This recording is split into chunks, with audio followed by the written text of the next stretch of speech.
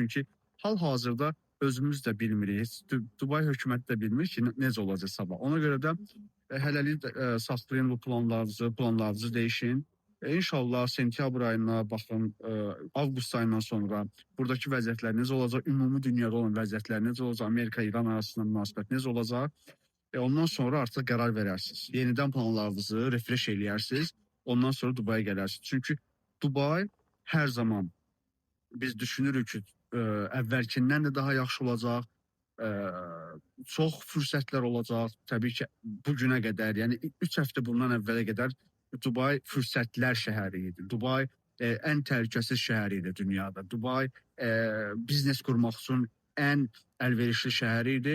Təbii ki, indi hal-hazırda onu deyə bilmirik bu günlərdən dolayı. Lakin vəziyyətlərlə asılı olaraq inşallah düzələcək və sentyabr, yeni sezonda, oktyabr, noyabr aylarında bura əvvəlki